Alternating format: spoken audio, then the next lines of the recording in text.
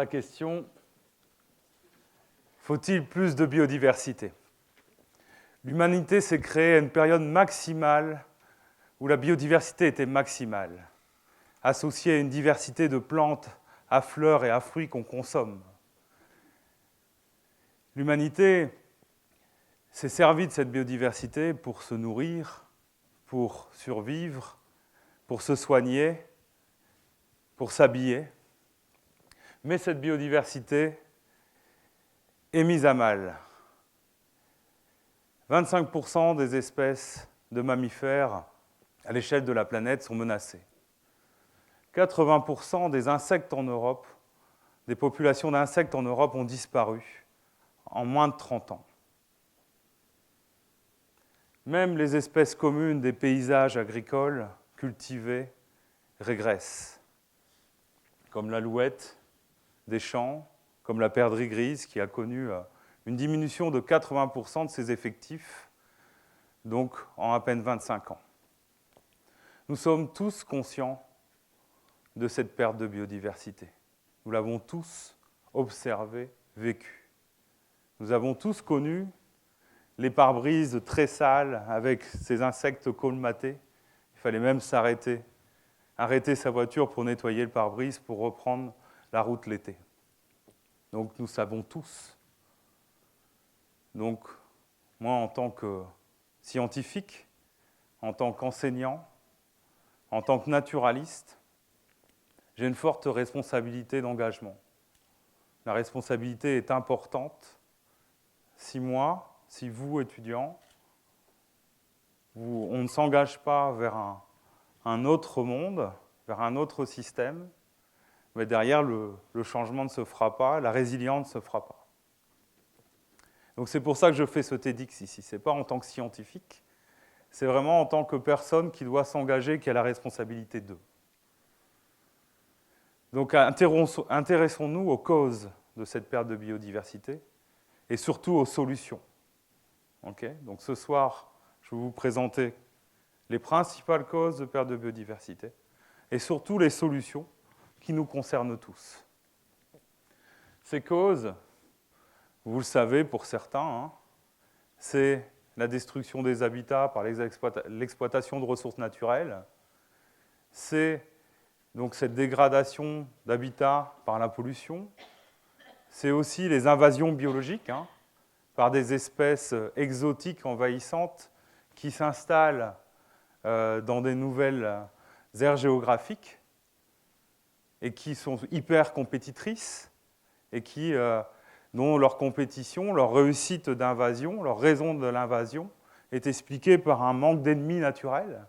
Donc certaines maladies, certains insectes, comme le frelon asiatique, qui va causer la mortalité des abeilles, certaines plantes exotiques s'installent et vont causer une perte de biodiversité, puisqu'il n'y a plus qu'elles. Il y a aussi la surexploitation de ressources naturelles, notamment sur la surpêche, où on va justement exploiter plus intensément, et notamment une exploitation qui est au-delà de la capacité de reproduction de l'espèce. Donc c'est bien connu, on a de nombreuses espèces dans la mer qui périclitent par cette surexploitation.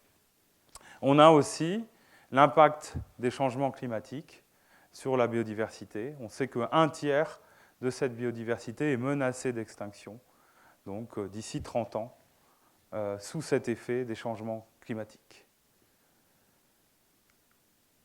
Cependant, peut-on démontrer les facteurs qui sont à l'origine de ces causes, qui sont à l'origine de cette perte de biodiversité? Dans un paysage, il y a plusieurs facteurs qui varient, de multiples facteurs qui varient. À l'échelle de la planète, il y a des multiples facteurs qui varient. Et on pourra montrer que des relations de cette perte de biodiversité dans le temps et dans l'espace. On ne pourra pas dire que c'est tel facteur qui va vraiment impacter. On pourra émettre que l'hypothèse et avoir des arguments scientifiques pour dire attention. Il faut donc s'engager et développer des mesures de précaution. Avoir ce courage politique et faire le choix de développer des mesures de précaution. Nous sommes déjà en marche pour ça. Et notamment en réintroduisant de la naturalité dans nos systèmes. dans nos systèmes de production, dans nos systèmes de transformation et dans notre consommation, dans nos usages. Tout d'abord, c'est de par nos actions de tous les jours. Nous, en tant qu'habitants de la planète, en tant qu'habitants de nos territoires, nous pouvons mener nos actions de tous les jours, nos actions de consommateurs. C'est de réduire la consommation de ressources naturelles non renouvelables, notamment issues d'énergies fossiles. Par exemple, réduire toute cette consommation de plastique qui va causer en fait énormément d'impacts environnementaux, qui va se retrouver dans les microplastiques qui vont se retrouver dans les ressources en eau, dans les sols, dans la chaîne alimentaire, et dont on ne connaît pas encore leur toxicité. C'est aussi donc réduire, donc aller vers un zéro déchet en réduisant ses emballages, en favorisant le compostage. C'est réduire donc la consommation de produits ménagers, de produits cosmétiques non naturels, qu'on utilise régulièrement et qui vont se transférer aussi dans les eaux, les sols et la chaîne alimentaire, et aussi les médicaments et les antibiotiques. Bien sûr, ce sont des innovations pharmaceutiques, mais derrière, il faut les utiliser de manière curative et exceptionnelle, puisqu'on va les retrouver aussi dans les eaux de surface, dans les eaux souterraines, dans les sols, dans la chaîne alimentaire. On verra, on reviendra sur cette notion de curatif exceptionnel. À nous de le faire aussi en tant que consommateurs, mais aussi à voir comment ça peut être déployé dans d'autres contextes. C'est aussi de réduire en fait, les émissions de gaz à effet de serre et les particules fines. On a une qualité de l'air qui va impacter en fait, la santé humaine, mais aussi la santé de toute biodiversité.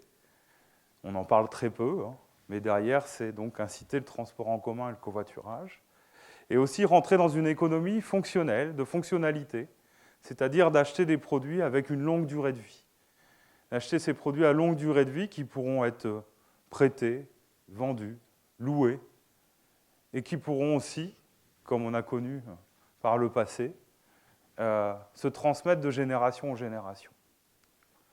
La deuxième chose, c'est de remettre de la naturalité en agriculture. C'est pareil, il y a des choses qui sont déjà en cours. Il y a déjà des belles évolutions. C'est développer des méthodes alternatives basées sur des innovations du vivant. On a beaucoup connu l'innovation mécanique, l'innovation chimique, et on est dans l'ère de l'innovation biologique et technologique. C'est aussi donc, pour réduire tous ces produits, donc les produits phytosanitaires, et aussi, comme nous, quand nous nous soignons, les utiliser de manière exceptionnelle et curative. Donc, ça veut dire que ce n'est pas une interdiction, c'est de savoir les utiliser au bon moment et au bon endroit à très faible dose. C'est d'augmenter aussi la diversité végétale dans les systèmes cultivés, dans le temps et dans l'espace. C'est-à-dire associer plusieurs espèces végétales, dont certaines vont rendre des services à l'autre. C'est aussi de diversifier les cultures dans le temps. Ça veut dire qu'une culture se succède à une autre, et on a une diversité dans le temps. Et cet ensemble en fait, de succession rend des services, l'une d'une culture à la suivante, notamment en amenant de l'azote, naturellement, donc par la réduction de l'azote atmosphérique en azote organique, notamment en diminuant les risques de développement de mauvaises herbes et en réduisant ainsi les produits, les herbicides, les produits phytosanitaires. Donc ceci doit se développer avec une économie dynamique, donc notamment avec des filières, des nouvelles filières qui se développeront au niveau national, au niveau local, autour de cette diversification, cette biodiversité végétale. C'est développer aussi des pratiques de conservation des sols. C'est de conserver l'habitat de la biodiversité du sol et conserver les fonctions du sol en réduisant son travail du sol et en l'associant avec des couverts vivants, avec des litières aussi, de résidus, qui vont favoriser la fertilité du sol et conserver ses fonctions. C'est aussi choisir des variétés, sélectionner des variétés qui vont s'adapter à ces enjeux agroécologiques, notamment des variétés résistantes à des maladies, des variétés peu consommatrices d'eau, des variétés peu consommatrices d'intrants, qui sont capables de valoriser le sol et qui vont être capables aussi de se développer dans des contextes de sol où on aura réduit le travail du sol, on aura associé d'autres cultures, et donc ça, il y a tout ce champ des possibles au niveau des variétés. C'est aussi un grand volet, c'est l'aménagement du territoire. L'aménagement du territoire, il est réalisé par les habitants et les collectivités. Il n'a pas d'objectif économique, il a un objectif d'attractivité et de gestion du bien commun. C'est pour ça qu'il doit être exemplaire dans la gestion durable, dans la conservation des ressources naturelles. Je dis bien exemplaire. On a, les responsables des collectivités et nous, habitants, la responsabilité de s'engager. Notamment de la lutte contre l'artificialisation des sols, donc notamment de rénover l'ancien, d'utiliser des friches, de restaurer, reconstruire des sols à partir d'anciennes friches, et ne pas consommer de nouvelles surfaces cultivées, puisqu'on sait qu'on perd l'équivalent en surface de sol, donc ce sol qui héberge une biodiversité exceptionnelle, 40% de la biodiversité animale, et on sait qu'on perd l'équivalent en 10 ans de la surface d'un département français. C'est énorme. Donc c'est utiliser zéro phyto, là, parce qu'on n'a pas d'objectif du tout économique, c'est uniquement la production de services. C'est aussi gérer la biodiversité des espaces publics, des bordures de routes, des parcs, des cimetières, et de faire naître, en fait, de cultiver une diversité végétale fleurissante qui va stimuler une diversité d'insectes, mais c'est aussi laisser des plantes indigènes se développer, fleurir pour stimuler aussi d'autres groupes d'animaux. C'est gérer localement les résidus organiques, donc notamment éviter de les exporter, mais faire en sorte de les gérer localement, puisque c'est une nourriture pour la biodiversité du sol. Et c'est aussi de développer des plans territoriaux où on a une action collective locale sur la réduction des gaz à effet de serre, sur des plans alimentaires locaux, sur la réduction de la qualité l'amélioration de la qualité de l'air. Et c'est aussi le dernier point, l'éducation. Dès le début, favoriser l'éducation, intégrer cette démarche de gestion de la biodiversité, de la conservation, dès le début, dès le début de la formation des élèves, mais aussi la formation dans les entreprises, la formation dans les associations, dans le cadre d'une politique de responsabilité environnementale et sociétale que toute entreprise française ou association doit réaliser.